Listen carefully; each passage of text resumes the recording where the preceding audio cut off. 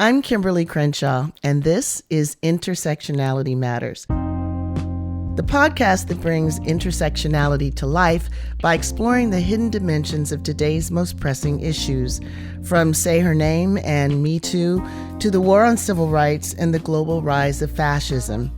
This is an idea travelogue.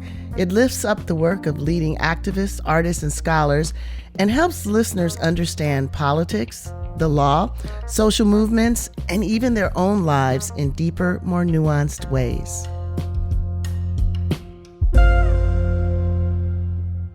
It's 1989. I'm a first-year law professor driving my new car to a colleague's house in a wealthy white neighborhood. As I'm driving, I look up and see the flashing red lights behind me. My heart starts to beat. I am hyperventilating, and I'm surprised. I'm surprised at my own reaction, that my body knows the fear before my mind is able to process it. It's a minor traffic violation. It seems to me everybody is making this violation, but I'm pulled over. I do get a ticket, and I'm pretty upset. I'm upset at my upset. And I think that's a conflict that a lot of us have because it's a natural reaction to become anxious when you encounter a situation that tells you have a reason to be afraid. And yet, as an activist, as a social justice advocate, you really want not to be afraid. The reality, though, is if what you are protesting, if what you are writing about, if what you are living is real, then first of all, you can't be surprised when it happens to you. And second, you can't be shocked that your body is reacting to the fear, because the fear is based on something real. That's a moment that stuck with me for many years. It was a moment that was soon to be followed by the Rodney King beating, a vicious beating that was captured on video. It went viral. And soon after that, the acquittal of the officers who nearly took Rodney King's life. And then after that, there was the civil disturbance that reflected decades of frustration about the fact that everyone who occupies a Black body is aware of the reason to be fearful, just as I was 30 years ago. Today, we're going to be talking about the story of Korryn Gaines, a 23-year-old Black woman who was killed in her own home at the hands of police in August 2016. It's a story that began with a traffic ticket and ended with a brutal killing. It's a story that you might have heard on the news, but not from the woman who lost her daughter, Rhanda Dormeus. Rhonda's been working closely with AAPF and the Say Her Name campaign since 2016. Rhanda is an incredible force of love, justice, resistance, and resilience. And I thank her for her incredible candor, vulnerability, and trust in this conversation. Police shot and killed a woman after a long standoff in Randallstown. A 5-year-old boy was also shot during the barricade. He is expected to be okay. Now, this all started around 9 Monday morning on Sulky Court. Police say 3 officers went to serve arrest warrants on Korryn Gaines and a man who lived in the apartment. Gaines was wanted for failing to appear on several charges, including disorderly conduct and resisting arrest following a traffic stop. Police say the officers knocked and no one answered the door. Tactical was called in and police say officers tried to negotiate with Gaines. Who's outside? The police. What are they trying to do? They trying to kill us.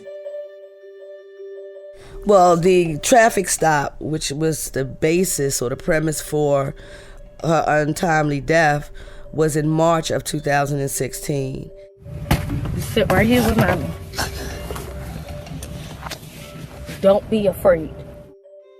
Turn this car off. Sir, can you identify yourself? I'm telling you one more time, turn the car off. Sir, can you identify yourself? And so there was a struggle. They, ripped out of her car because actually she didn't want them to touch her children. She said, "Don't touch my children." She knew that her grandmother was on her way. Her grandmother lived right up the street from her. And so she was like, "Don't touch my children." I wasn't actually there to witness it, so I don't want to speculate, but based on what I was told when her grandmother got there is that they literally just snatched her out of the car, like ripped her out of the car. And so, a struggle ensued. A struggle then ensued, and she was taken into custody. She was taken to the hospital. At the time, she was pregnant. She was pregnant with twins. And when they took her to the hospital, they did her pregnancy test, and her HCG count, which is the hormones that sustains a pregnancy, were okay. So once they released her after a few hours, the officers took her to a holding pen in Baltimore County, I believe it was in Woodlawn, and they stuck her in a isolation cell by herself, which means she's out of view and you can barely hear her. For what reason did they give? They didn't like her mouth. Well, they didn't give a reason. They didn't give a reason, but I'm sure it was because they didn't like her mouth, which is a very similar situation that they did to Sandra Bland. What did they do? They isolated her. They put her off by herself. Let me tell you something. That stuff is not by accident.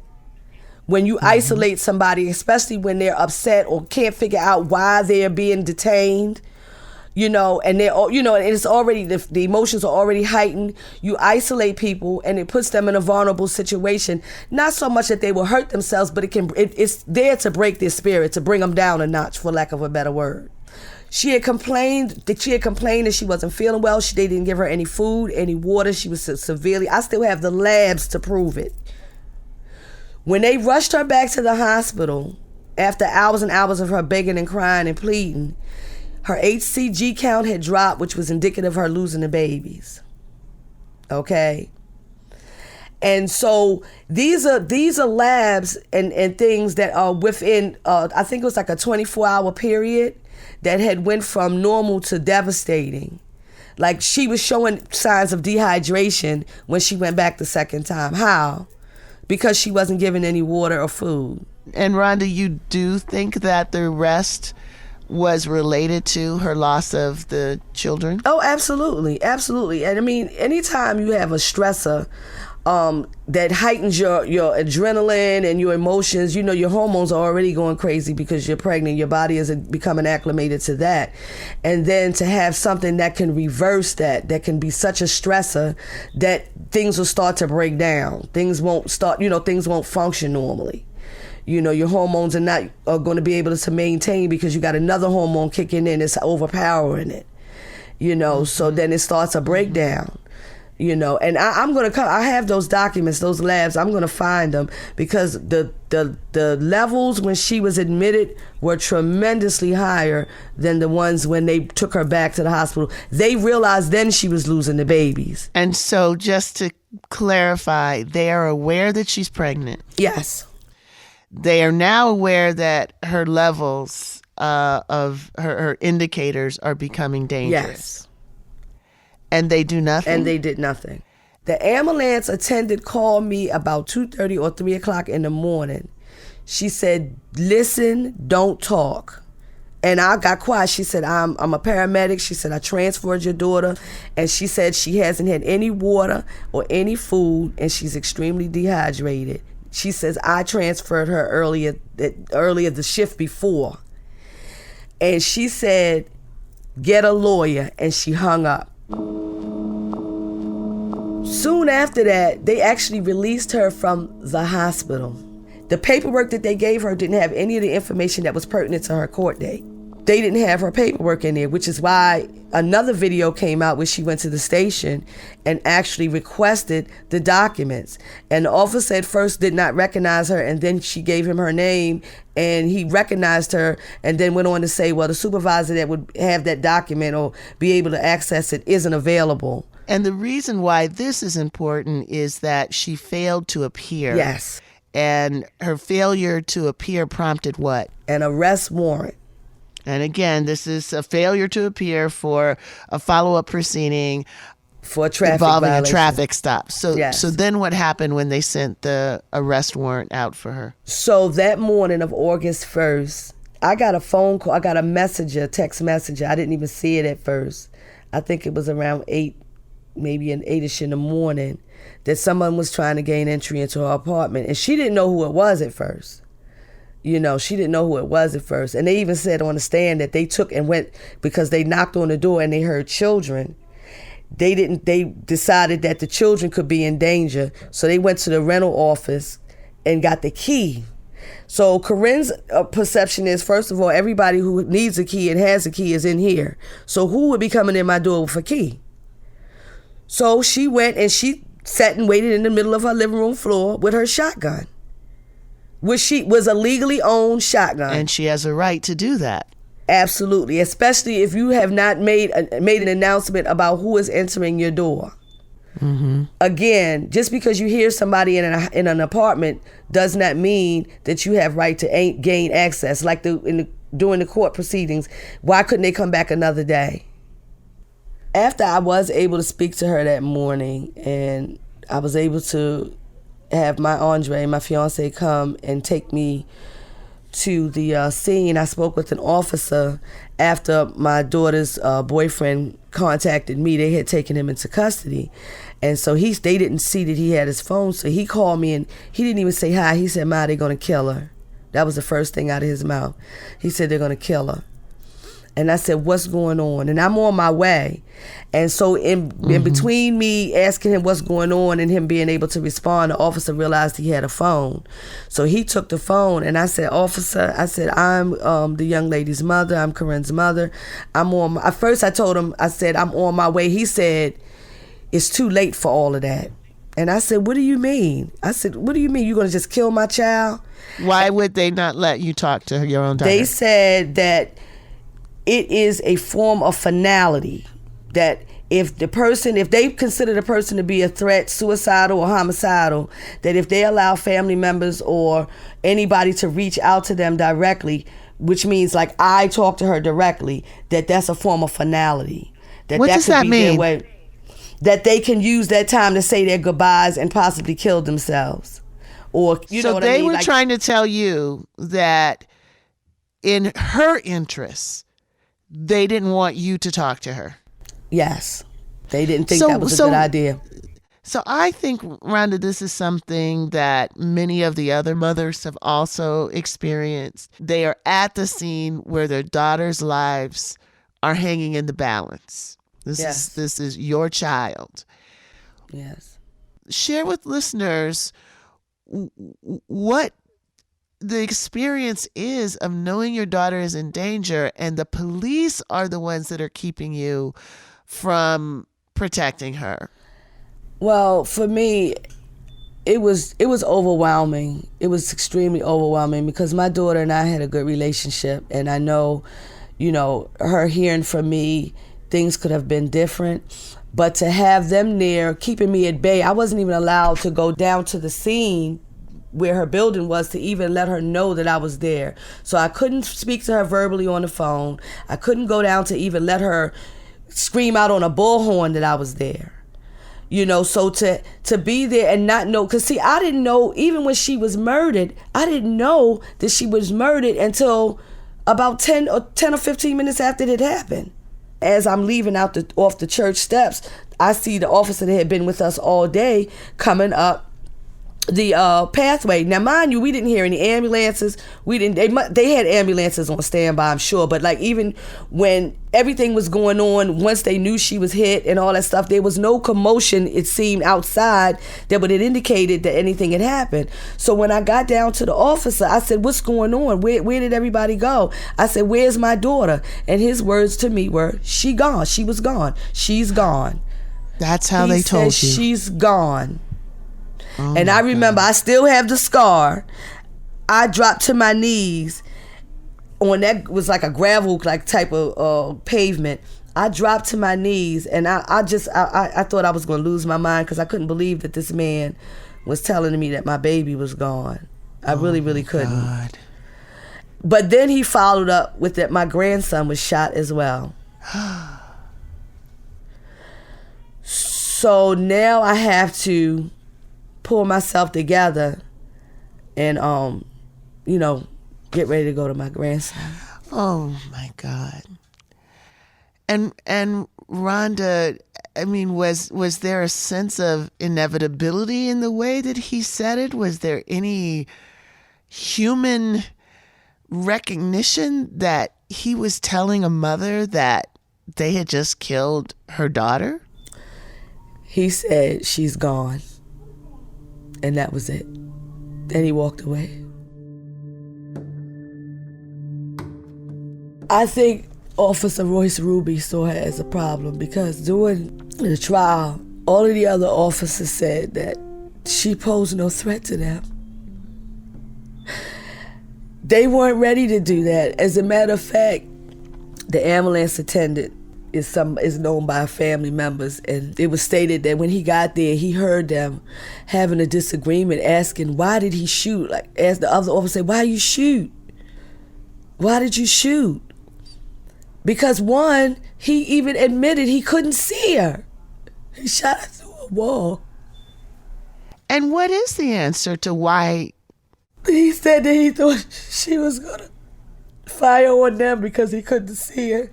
Then he said he thought that she was gonna hurt Cody and she was making him a peanut butter and jelly sandwich. I'm so sorry, Rhanda. He said that the reason why he shot was because he saw her braids and what he thought was the barrel of the gun coming up. Oh, what? His own witness, the witness for the state, for them, they paid about $80,000 for this guy to be there for 2 weeks. And he said that there was no way that he could see her from where she was hit. She was standing at the counter, she was hit in her back. So how do you hit somebody in the back that's holding the gun towards you? How? And so she was shot in the back? She was shot on the right, I think it said the bullet entered the right medium side of her back and went through both of her lungs and her aorta. And then his own officers on the stand said, when they were asked, what did you see Officer Royce Ruby do next, that he went and stood over her and engaged her 3 more times, sent a mass. What? That's what was given in the statement, in the testimony at the trial. Just to be clear, engaged her means shot her? Yes. After she was down? Yes. That's just murder. Yes. Yes. And his justification for that was? His first statement that he put out was that he felt like his comrades' lives were in danger. Then somebody must have gotten to him and told him, no, you should have said your life was in danger. Then he changed it to his life was in danger. And then ultimately at the depositions, he said that he felt that Korryn could have killed Cody. After he had shot her. After he had shot her and shot Cody twice. So while Cody was running, the bullets were ricocheting and hitting. The one that hit him in his face, thank God that was a ricochet. But the one that hit him in the elbow was a actual AR. What is it? I forget. I can't remember what the model of the rifle is, but it tore his whole elbow out. He'll never be able to do push-ups, and he has his whole elbow has been rebuilt. And how old was Cody at the time? Cody was 5. Yeah.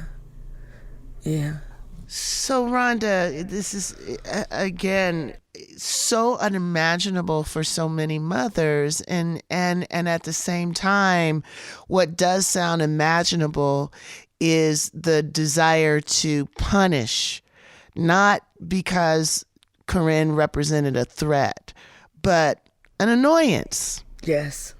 Who is this black woman? Yes. Not to follow our commands. Who is this black woman to be spouting, stuff that we don't understand? Who is this black woman to think that she can say no to us? Right.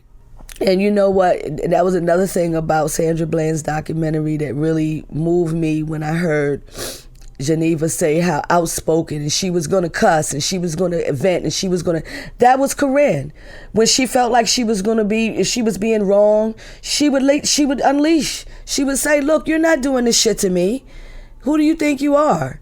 And so that was a comparison between her and Sandy, because they both were activists. They both wanted to let people know how we as African American people feel about the way we are treated by law enforcement, and she wanted to awaken us to, the real world. He's seen videos of you shooting people that look like his father and shit. So don't even talk to him. And it's not funny. It's really not funny. The way you're raising your children. It's really not funny. It's not. It's really not funny. You know, there were people when Sandy Bland was killed who would say, well, she brought it on herself. She gave him attitude. And I'm sure some people say the same thing about Korryn. More than some. What do you say to those people who say, well, if she had acted differently, she'd still be alive? Well, in my opinion, most of those people who have those opinions or have that perspective, they're not even at risk of being remotely as close to what Korryn was dealing with or what Sandy was dealing with, because a lot of them are privileged.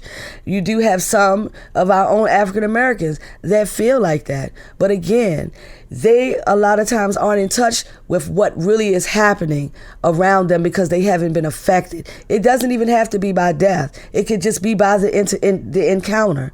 So a lot of people who have been able to avoid the encounter with the police, they don't understand. I don't want them to understand to the degree that I do, but they need to understand what's going on around them. I have people in my life that are dear to me that when Freddie Gray got killed, living right around the corner from the incident, they didn't realize how corrupt the system was because, again, they have never had any interactions with them. They don't have any family members that had interacted with them like that, and they don't pay attention to what's going on around them.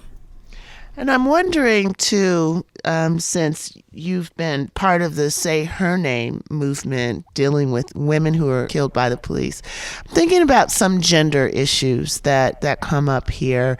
Philando Castile was killed, and he had a gun, and people have been very supportive of his right to bear arms and not lose his life because of it. Do you think that people have less of a sense about Korryn's right to bear arms and not lose her life because of it, because she's a woman? Absolutely. I think that was the number one thing. What is she doing with a gun anyway? Why does she have a gun? She's not a man. She shouldn't have a gun. The whole stigma behind a woman and being powerful and standing up for themselves was demonstrated with Korryn. Because again, a lot of people were totally opposed to her even standing her ground when she was confronting the officers. Some people have an issue with that. No, that's not the way you choose to deal with it. Because you don't know the harassment. You don't know living in the hood, how the officers will bother you. Or if you look like you don't fit in.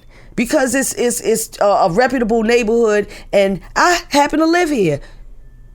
Trayvon Martin. But because she was a woman, those things didn't matter. It's just the fact that you didn't listen. Who are you not to listen?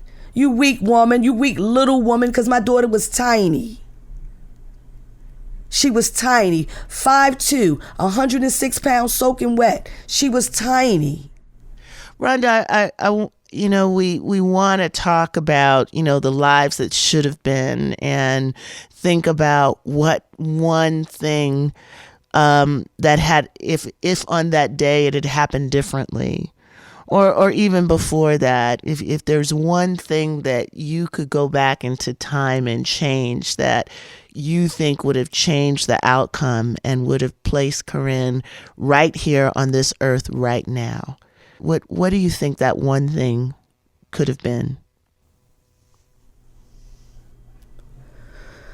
I don't know. I've asked myself that over and over and over again. I thought I had the answers at one time. I could probably say one particular thing. I don't know. I don't know. Do you think that if you had been able to talk to her directly that day? Yeah. I believe that could have been possible. If I could have, I would have go. I even told them I will go in there. I said I will sign something releasing the department from any responsibility if anything happens to me. I said that to them. Let me go in and I can bring her out. What do you imagine you could have or would have said when you went in? I don't know. I just know she just wasn't trusting of the police. And and she trusted you. And she trusted me. You know. I know I would not have told her that, you know, I don't know. It's just so hard. It's so hard because I do this all the time, and none of my thoughts can ever come true. So it's hard to. I put them in position all the time, different scenarios. Sometimes it overwhelms me doing the scenarios until I realize that the scenarios don't count now because she's not here.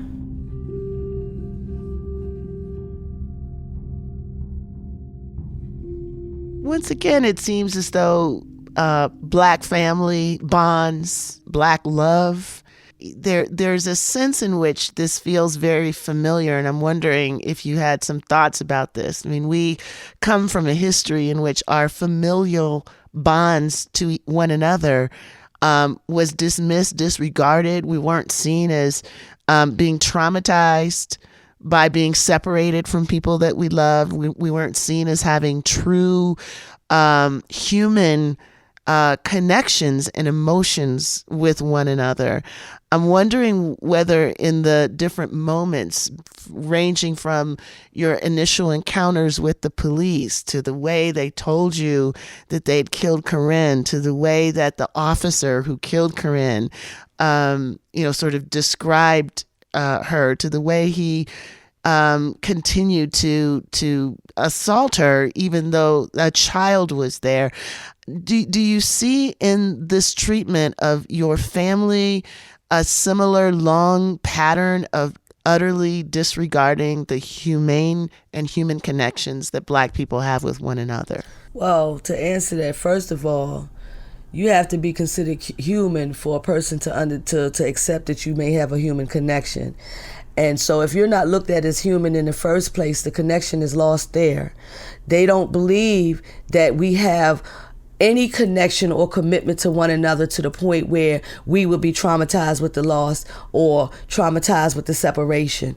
That's not, I don't even think they take those things into consideration because I don't believe folks think that we're human, that we have that type of ability to have a bond. You know, they've been ripping us apart from one another all these years. I guess they think we should be used to it. You know, it was never, they don't feel like it was ever established from my perspective. If that's something that they're used to seeing, and at one point it was acceptable because that we had no choice but to scream and cry because our children were being snatched from us or our husbands were being sold or whatever the case. We weren't considered human then with a connection. So I don't think we've ever been really except amongst us and a few others. We have never been considered human enough to have that kind of connection that breaks us down.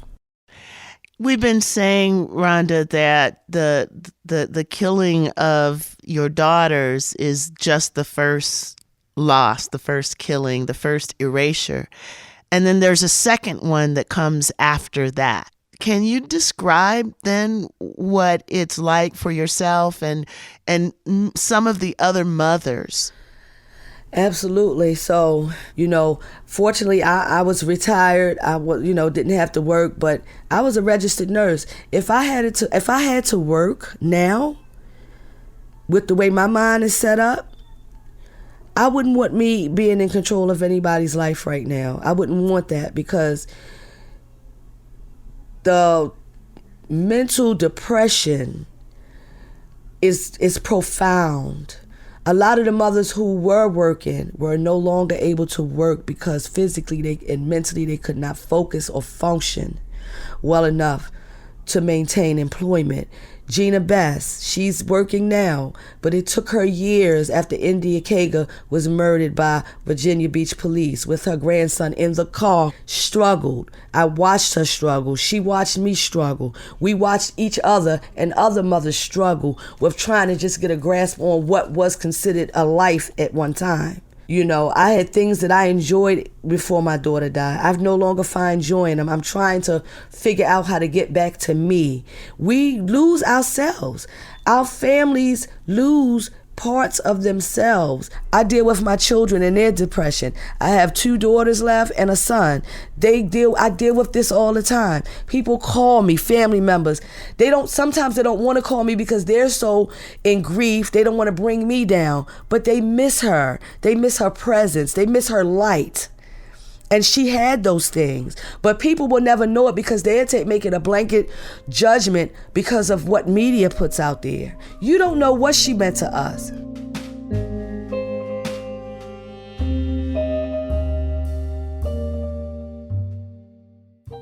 So talk to us about the meaning of coming together as mothers and sisters of women who've been killed by the police. One of the things that I remember hearing being shared among you all is how surprised some of the mothers are to find out that they're not alone, that actually women do get killed by the police because they don't see it reported. There's not recognition that it happens. For the longest time, only men's names were mentioned. They gave then mothers the sense that not only did it just not happen to women, their daughters must have been exceptional in some way that made them stand out as targets of the police. So what is that experience like when you are able to come together with other mothers who are experiencing the same tragedy? We didn't even know most of us existed. We didn't know. Tanisha Anderson, at the time, I didn't know who Tanisha Anderson was. Cassandra's child. I didn't know who she was. And so when you meet other people who have walked the walk with you and they know your pain and you get together and you don't have to open your mouth, you can look at each other. You can just you just can sense the pain that each of one of us have felt in our experiences. That's the beauty of AAPF, because you guys bring us together so we can have some familiarity with each other. We don't have to question each other about how we feel because we each know how each other feel. You guys allow us to come together, congregate, laugh, cry, whatever we need to do, but we're our own, what can I say? We're our own village. We like, 'cause we're a separate entity, and that's the way it feels. It's like we're a special group. Because again, when the men are killed, the men are uplifted. You hear about these men. You know their lives. You know their families, because it's gonna be placed in front of you. But with our daughters, we have to make sure that we uplift our daughters, and we do it collectively because there's strength in numbers, and that's what AAPF does for us. So just being able to be with the mothers, like I said, who I didn't even know existed, is a powerful, powerful thing for me, because I know that when I'm with them, I can be myself. If I want to cry and snot, it's been times that I have been so broken and I'll be going through the supermarket, crying, snotting, and people looking at me like I'm crazy. If it was a supermarket filled with us, they would just come and hold me. They wouldn't ask any questions because they know. Even though I don't expect people who really don't know to know, but what I'm saying is being around people who know makes the load a lot lighter to bear. It does.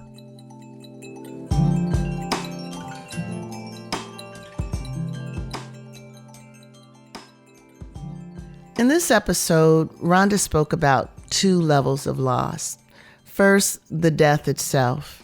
And then the second level, the erasure of this tragedy. But there's a third level of loss, the loss of Korryn's character and that of her family in the aftermath of their successful wrongful death suit. Critics have said that the family is simply seeking attention in suing the police department. What she tells us is that even after a successful judgment is won, even after they're proven right in the court of law, winning that case doesn't mean that they win in the court of public opinion.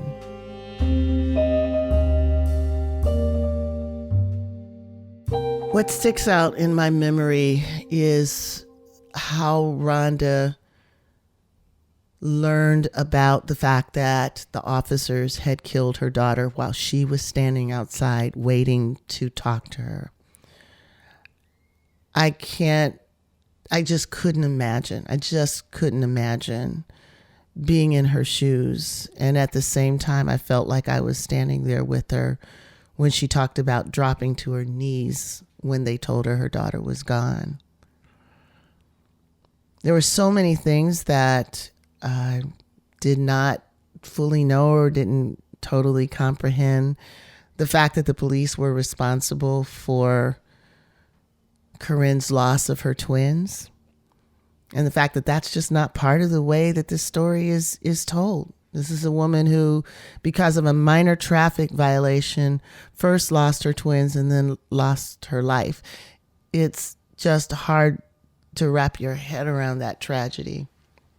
The other feeling I had listening to Rhanda is just how incredibly courageous she is to share this story with all of us, to open up her heart every time she tells this story.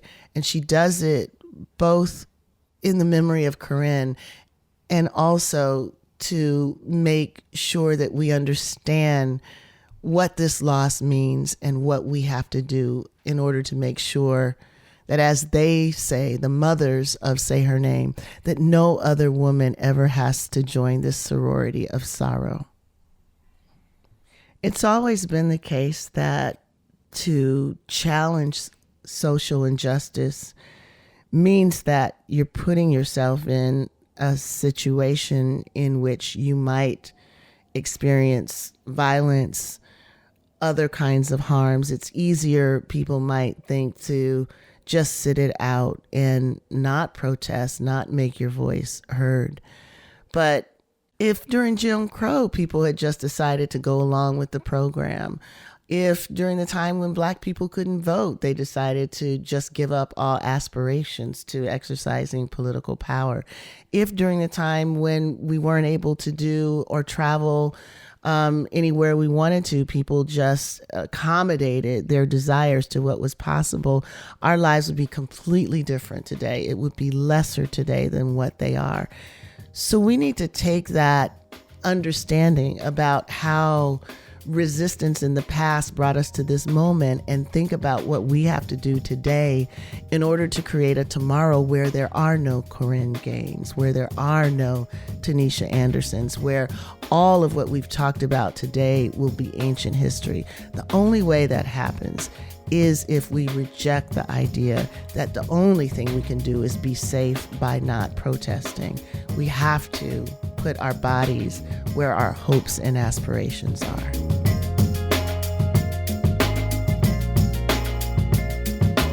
We want to hear from you. Email us at intersectionalitymatters@aapf.org and tell us your story. Keep listening and support us on our Patreon page for bonus content from all of our interviews. You can find us at aapf.org or at AA Policy Forum on Instagram and Twitter, and everywhere podcasts are available. Intersectionality Matters is recorded and produced by Julia Sharp-Levine. Editing by Julia Sharp-Levine and Alex Shine, with consulting help from Thea Challoner. Additional support provided by Janine Jackson, Naima Hakim, Jira Asim, Kevin Minofu, and Madeline Cameron Waterworth. Special thanks to Stacia Brown and Rebecca Sheckman for recording today's episode, and to Rhanda Dormeus for allowing us to interview her. I'm your host, Kimberlé Crenshaw.